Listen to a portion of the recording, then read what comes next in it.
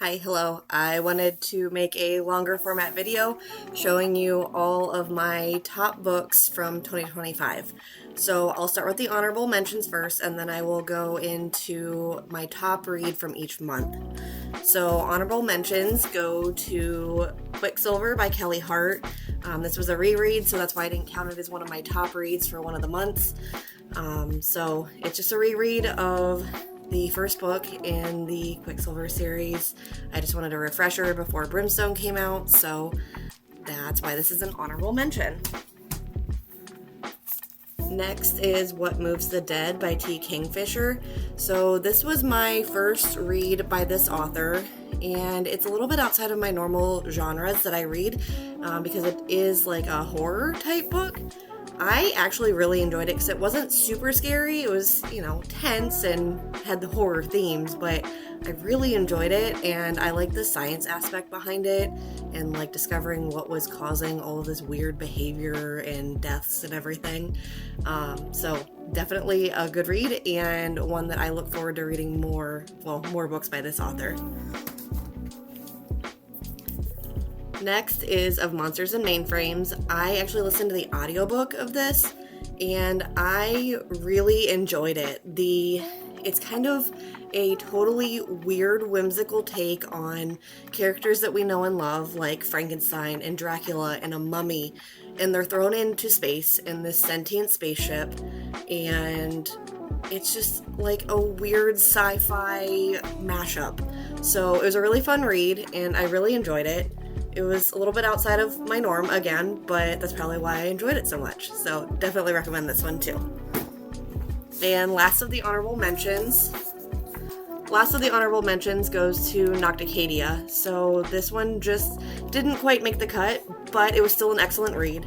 It's a gothic academia type story with a mystery involved and a forbidden romance, of course. I just really enjoyed the characters and the research and the science behind what is causing this illness. So it was just a really interesting read, and I did pick up the special edition copy, so it has the pretty sprayed edges and all the bonus things because I really enjoyed it, so I wanted a pretty copy of it. The top book that I chose from January was Onyx Storm by Rebecca Yarros. I know this is a controversial topic. I know a lot of people either really loved it or really hated it. I really enjoyed it.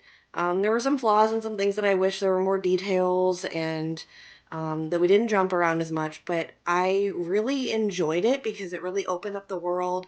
We really got to see more characters, more locations, and there is so much information in here that then lets you, theorize what's going to come next and who's going to do what. So I really enjoyed it, and I can't wait for the next book to come out. For February, I chose The Front Runner by Elsie Silver. You'll see a theme here. I went on an Elsie Silver kick in 2025, and so there are a lot of books here by Elsie Silver, and for a good reason. I love her romances. They're easy to read and a fun time. This is my February pick, The Front Runner by Elsie Silver. For March, I chose Wild Love, but also by Elsie Silver. Like I said, I went on an Elsie Silver kick, and I was reading her whole backlog, and so this story also made it in there. I love the characters and the different location that we get in this series, so it was a fun time. For April, I chose Truly Madly Deeply by LJ Shen.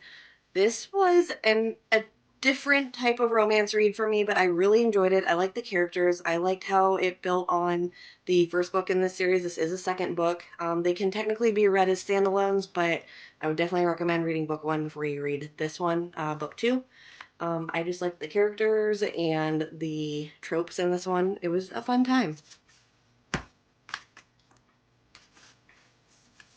In May, Elsie Silver made the list again with Wild Eyes.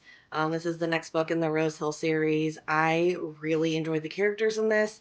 I liked it even more than the first book, but that doesn't mean that they both can't be top reads. So this is why it's made it into my top 12. In June, I read the Monk and Robot series by Becky Chambers. This is actually two books in one, but it is published as one book, so I'm counting it as one. It is the A Psalm for the Wild Belt and a Prayer for the Crown Shy, and it's about two characters, a tea monk and a robot, and how they meet up and they explore each other's worlds. And I just really enjoyed watching these characters learn about each other and coexisting in each of their own worlds and just seeing that character development. It was a fun read. It was not super difficult to read, so it was a good beach read because I read it in the summer. But yeah, I think everyone should read this one. I think it's just a really great message that it sends. In July, I read Atmosphere by Taylor Jenkins Reid. This is about female astronauts who work for NASA and the challenges that they faced because this took place before it was commonplace for female astronauts.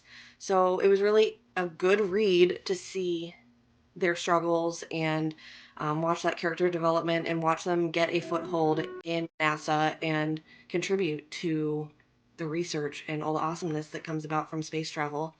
I also really enjoyed the dynamics between the characters. It really was an emotional read. The end will, I think it'll get everyone. It sure got me. But that's okay because that makes it a really good story. In August, I read The Love Haters by Catherine Center. I really enjoy her books. They're quick, light romance reads, but they really pack a punch in the character development department. I just like the dynamics and watching them go from not being together to being together and watching those challenges and the different um, plot points of keeping them apart, but they always end up happily ever after, at least usually. So yeah, this is why it was my top August read. In September, I chose Wildcard by Elsie Silver. This really is I think, the best one of hers so far. It is the most recently published, so it makes sense that she is growing as an author, so this would be her best book. I just really enjoyed the characters. I enjoyed the tropes in this. It was a wild card fun time. But yeah, I love Elsie Silver. I can't wait for her next book to come out. I'm patiently waiting for the next one to come out. In October, I read Bourbon and Secrets by Victoria Wilder. Victoria Wilder was pitched to me as if you like Elsie Silver, you're going to like Victoria Wilder, and I can confirm that because her books are awesome. They're a little bit darker, but nothing too crazy. And there's a little bit more mystery and a little bit more tenseness. But the romance and the characters, they are just as amazing as Elsie Silver's characters. Not to keep comparing, but I really enjoyed Victoria Wilder so much that I am actually on the third book in this series right now, and I bought her backlog because I'm just going to read all of them. I love her writing style, and if you like Elsie Silver, you definitely will like Victoria Wilder. In November, I read Lights Out by Nevessa Ellen. All of my friends were browbeating me to read this, so I finally read it. I did read the physical book. I didn't listen to the audiobook, but I have heard that the audiobook is even better. So maybe that'll be a reread at some point. But I really enjoyed the characters and the humor that's thrown in this.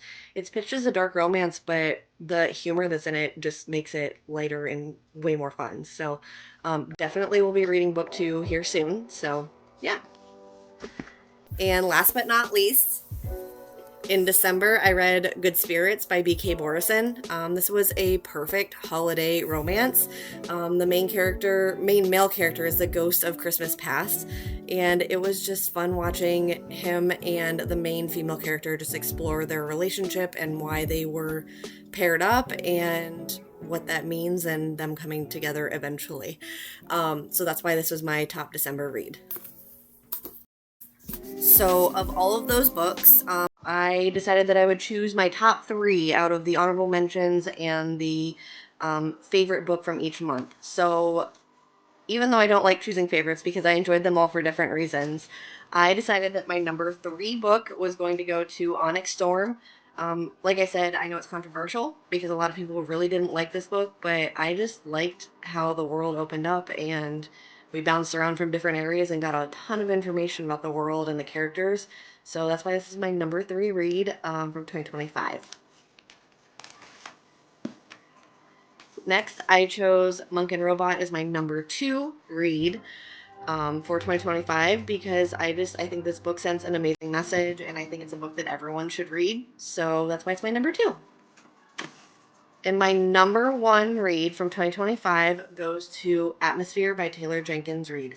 I love the characters. I love the message in the book. The different plot points in the book were just so engaging, and I flew through this book. I enjoyed every second of it, and I think everyone should read this book. So that's why it's my number 1 read from 2025.